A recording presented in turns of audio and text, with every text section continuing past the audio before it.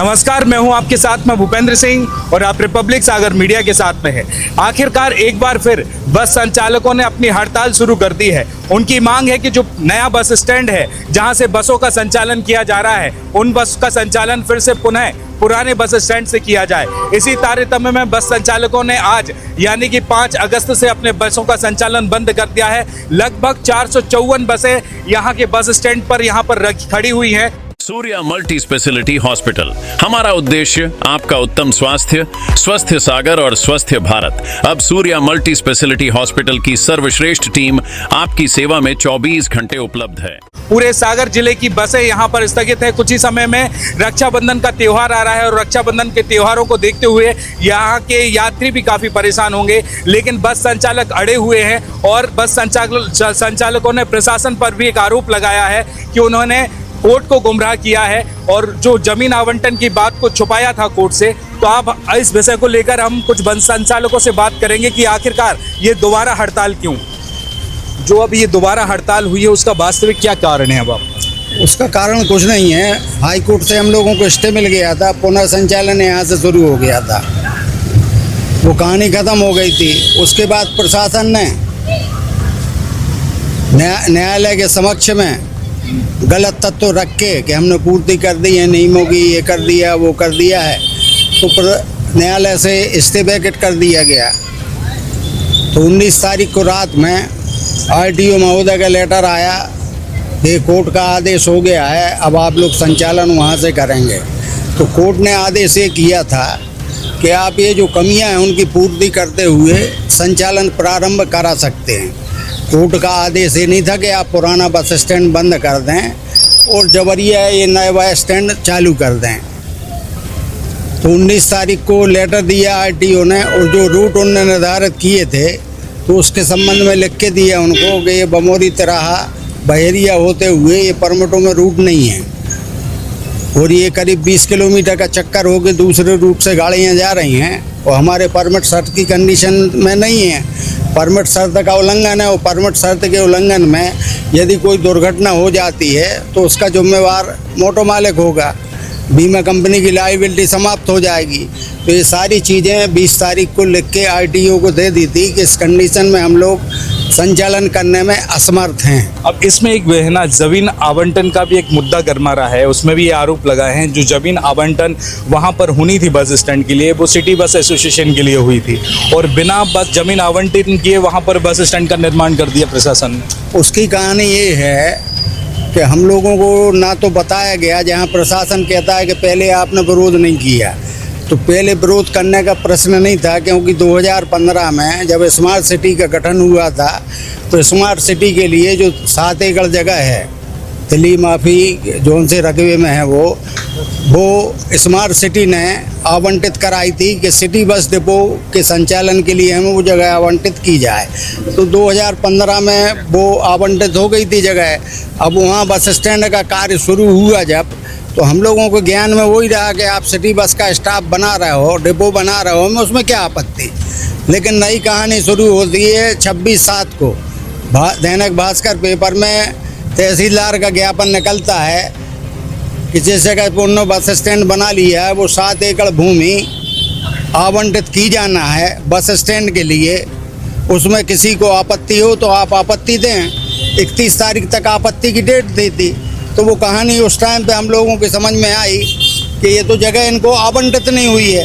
तो करीब 500 आपत्तियाँ उसमें पेश की गई हैं और साथ में तहसीलदार के यहाँ धारा 7 के अंतर्गत खिलाफ कार्रवाई करते हुए कि वो जगह आवंटित आपको नहीं हुई और अवैधानिक तरीके से आपने बस स्टैंड बना लिया है, उसको हटाया जाए।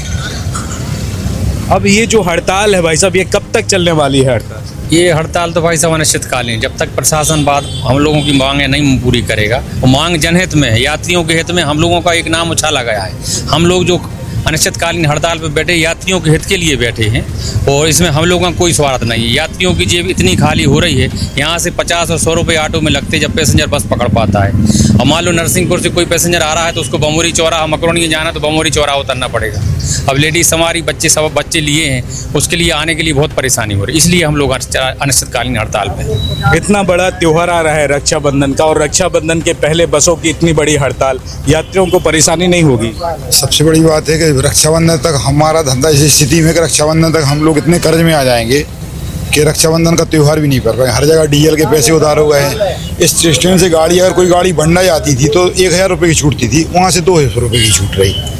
मतलब गाड़ी के डीजल के पैसे नहीं हो रहे हैं, तो व्यवसाय करने लायक हम लोग स्थिति में है ही नहीं। 12 किलोमीटर कोई भी आदमी जाना पसंद कर ही नहीं रहा। उनने अपने अन्य साधन ढूंढ लिए, कोई ऑटो से, कोई 4 व्हीलर से, सब अपने उनने 4-4, 6-6 को जो डेली वाले थे अपना कोट बना के ऐसे जाने लगे। वो बसों में कोई सफ़र करना उतनी दूर, बसों से होती बात, सवारी बोलते भैया उतनी दूर कौन जाए, हमें 200 रुपये जाने के लग रहा है, हम 200 रुपये में भंडा पहुंच जाएंगे ऑटो करके। ये स्थिति है धंधे की।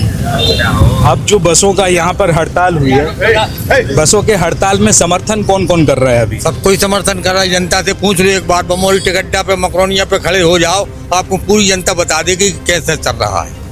तो हम लोग बिना परमिट के बसें चलाते हैं, क्या सही है? क्या चला सकते क्या बिना ओके? जो रूट है वो बिना परमिट का दिया, परमिट चल रहा, अभी भी चल रहा था बिना परमिट, दबाव में।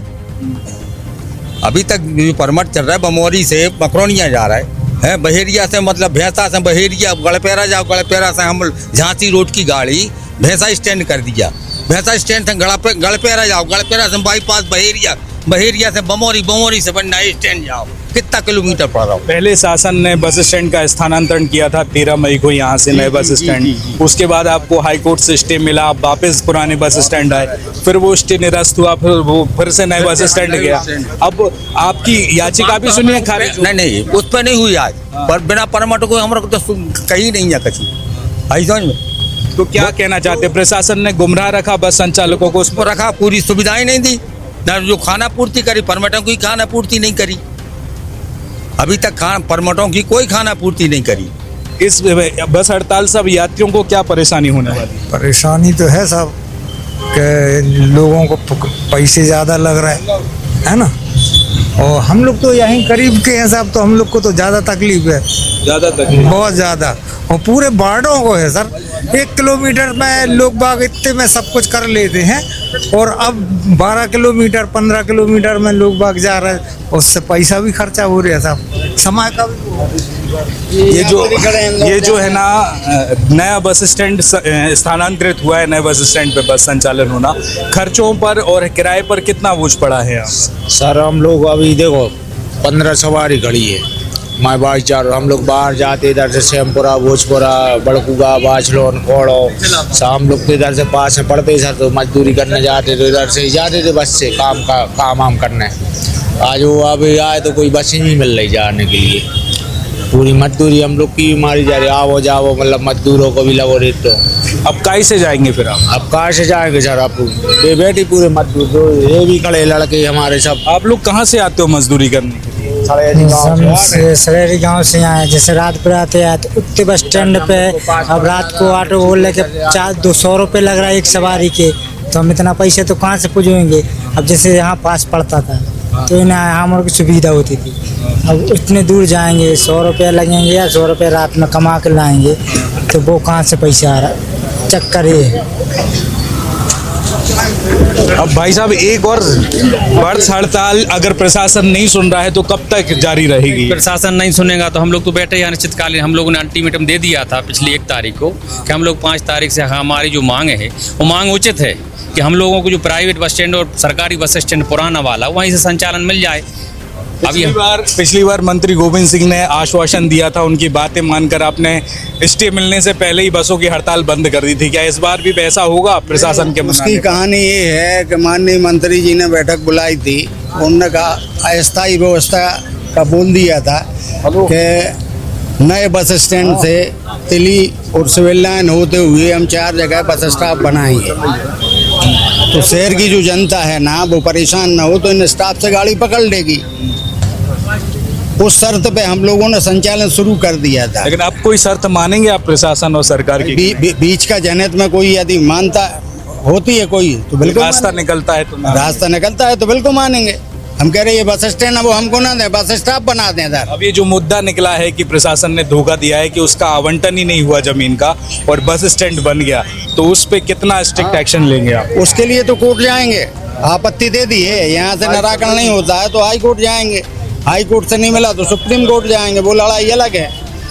जैसा कि आपने देखा कि आज की डिबेट में यहाँ पर बस संचालक यहाँ पर बस हड़ताल पर उतर गए हैं। आज 5 अगस्त को बस हड़ताल का पहला दिन है। अब देखते हैं कि ये बस हड़ताल कब तक चलेगी। बस संचालकों की लगातार ये मांग की जा रही है कि जो नया बस स्टैंड राजघाट रोड पर यहाँ से स्थानांतरित किया है उसको पुराने बस स्टैंड से संचालित किया जाए। और इसके अलावा बस संचालकों ने प्रशासन पर एक आरोप और लगाए हैं कि उन्होंने वहाँ पर जमीन आवंटन किए बिना वहाँ पर बस स्टैंड खड़ा कर दिया है, जो कि अवैधानिक है। और हो सकता है कि बस स्टैंड कोई तोड़ने के लिए भी हो सकता है कि याचिका न्यायालय में दायर करें। लेकिन अब देखना होगा कि अब जमीन आवंटन के बिना अगर बस स्टैंड बनाया गया है तो उस पर हाईकोर्ट का क्या एक्शन आएगा, ये तो समय रहते पता चलेगा। लेकिन ये जो बस हड़ताल है, बस हड़ताल आखिर कब तक चलेगी? कुछ ही समय में रक्षाबंधन का त्यौहार आ रहा है। काफ़ी यात्री अपने घर जाते हैं और घर से यहाँ पर आते हैं, और इस असुविधा को देखते हुए आखिर यात्री आगे का क्या एक्शन लेंगे और शासन प्रशासन का एक्शन यात्रियों के जनहित में क्या होगा, ये तो आने वाला वक्त ही तय करेगा। फिलहाल इस एपिसोड में इतना ही। मैं भूपेंद्र सिंह, रिपब्लिक सागर मीडिया की ओर से आप सभी से विदा लेता हूँ। जय हिंद, जय भारत।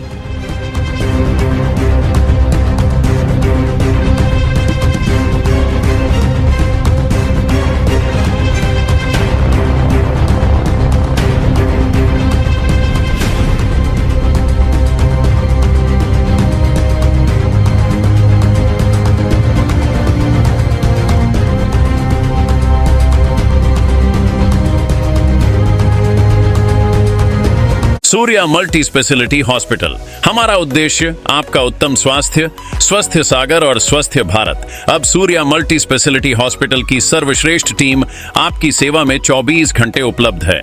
महिला एवं पुरुष के अलग अलग general ward, private, semi private एवं डीलक्स रूम, सर्व सुविधा युक्त operation theatre, digital x ray, sonography, 2D echo, colour doppler, 24 घंटे एम्बुलेंस, पैथोलॉजी लैब एवं सभी प्रकार के ऑपरेशन एवं परामर्श सुविधाएं उचित शुल्क पर उपलब्ध है। तो पता याद रखिए, Surya multi speciality hospital, platform number 2 के सामने, सब्जी मंडी के बाजू में, तिलकगंज वार्ड, सागर, मध्य प्रदेश। संपर्क करें 075 494 494। रिपब्लिक सागर मीडिया को सब्सक्राइब अवश्य करें, और आप हमारी आने वाली सभी वीडियो को देखना चाहते हैं तो आपको उसके लिए घंटी जरूर दबानी पड़ेगी, ताकि आपको सभी वीडियो की नोटिफिकेशन समय समय पर मिलती रहे। रिपब्लिक सागर मीडिया पर जो भी वीडियो आएगा वह सच की कसौटी पर कसकर ही आएगा।